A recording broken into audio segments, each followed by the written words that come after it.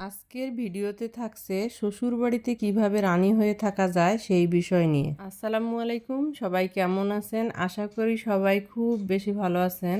আলহামদুলিল্লাহ, আমিও ভালো আছি। আজকে নতুন আরেকটি ভিডিও দেখার জন্য সবাইকে আমন্ত্রণ জানাচ্ছি। আশা করি সবাই পুরো ভিডিওটা আমার দেখবেন। প্রথমেই বলে দেই, শ্বশুরবাড়িতে রানীর মতো থাকা মানে সবাইকে নিয়ন্ত্রণ করা বা শুধু ভালোবাসা পাওয়া বিষয়টা একদমই না। সত্যিকার অর্থে একজন নারী যখন বুদ্ধিমত্তা, মানসিক শক্তি আর কৌশল প্রয়োগ করে নিজের একটা অবস্থান তৈরি করতে পারে, তখনই সে সত্যিকারের রানী। তাকে সম্মান করা হবে, তার মতামত গুরুত্ব পাবে এবং সে নিজেও মানসিকভাবে স্বস্তিতে থাকবে। নিজের প্রতিক্রিয়া নিয়ন্ত্রণ করুন, পরিস্থিতিকে নয়। সব কিছু আপনার ইচ্ছা মতো চলবে না, এটাই স্বাভাবিক। কেউ অবহেলা করতে পারে, কেউ বা আপনার মূল্যায়ন নাও করতে পারে, কিন্তু গুরুত্বপূর্ণ হলো আপনি কেমন প্রতিক্রিয়া দেখাচ্ছেন। যদি কেউ আপনাকে ছোট করতে চায়, সাথে সাথে রেগে না গিয়ে ভাবুন সে এটা কেন করলো। ঠান্ডা মাথায় পরিস্থিতি সামলাতে পারলেই আপনি মানসিকভাবে শক্তিশালী হয়ে উঠবেন। মানুষের মন বুঝতে শিখুন। প্রত্যেক মানুষ আলাদা, সবার মন মানসিকতা এরকম নয়। শ্বশুর, শাশুড়ি, ননদ, দেবর সবাইকে পর্যবেক্ষণ করুন। কেউ রাগী হলে তাকে শক্ত কথা বলার দরকার নেই, বরং তার ভাষায় কথা বলুন। কেউ আবেগপ্রবণ হলে তাকে আবেগ দিয়ে জয় করুন। যখন বুঝতে পারবেন কে কিভাবে চিন্তা করে, তখন সম্পর্কগুলোর মধ্যে ভারসাম্য আনা সহজ হবে। যুদ্ধ নয়, কৌশলতার সাথে স্মার্ট থাকুন। অনেক সময় সরাসরি যুক্তি দিয়ে কাউকে বোঝানো যায় না, বরং বুদ্ধি খাটাতে হয়। ধরুন শাশুড়ি আপনাকে অবহেলা করে, সরাসরি এর প্রতিবাদ না গড়ে ধৈর্য ধরে তার পছন্দ অপছন্দ বুঝুন, তার ভাষায় কথা বলুন। সময়ের সাথে সাথে দেখবেন সম্পর্কের দৃশ্যপট বদলে গেছে। রহস্যময় থাকুন, সবাইকে সব বলবেন না। যে মানুষ খুব সহজেই নিজের সব কিছু উন্মুক্ত করে দেয়, সে অল্পতেই দুর্বল হয়ে পড়ে। আপনার ব্যক্তিগত অনুভূতি, স্বামী স্ত্রীর সম্পর্ক, শ্বশুরবাড়ির ছোটোখাটো সমস্যাগুলো সবার সঙ্গে আলোচনা করবেন না। রহস্যময় থাকলে মানুষ আপনাকে গুরুত্ব দেবে, আপনাকে নিয়ে ভাববে আর আপনাকে সম্মান করবে।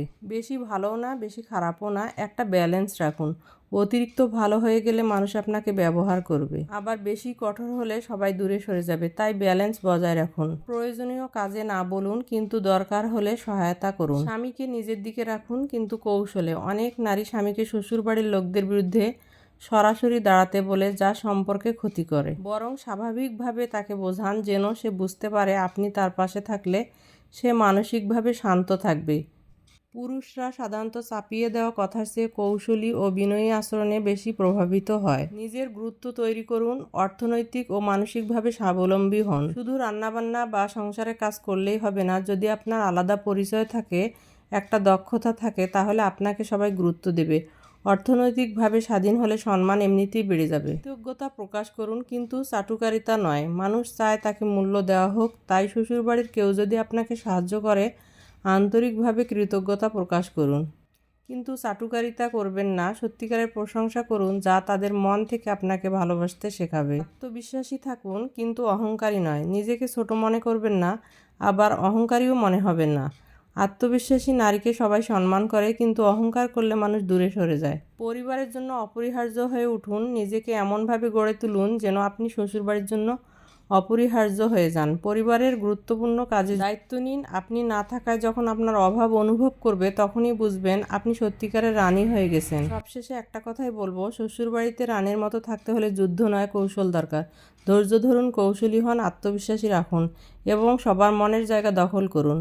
রানী হওয়া মানে সবার উপরে ওঠা নয়, বরং এমন একটা অবস্থান তৈরি করা যেখানে আপনাকে কেউ অবহেলা করতে পারবে না। আমার কথার মাঝে যদি কোনো ভুল ত্রুটি থেকে থাকে, অবশ্যই ক্ষমা দৃষ্টিতে দেখবেন। আর আমার কথার মাঝে যদি কোনো ভুল হয়ে থাকে, আপনারা অবশ্যই কমেন্ট করে বলতে পারেন। আবার অন্য কোনো ভিডিওতে কোনো প্রসঙ্গ নিয়ে কথা হবে। আজকের ভিডিওটা এই পর্যন্ত।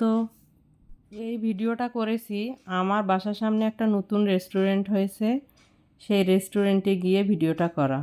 সবাই ভালো থাকবেন, সুস্থ থাকবেন, সবাই আমার জন্য দোয়া করবেন।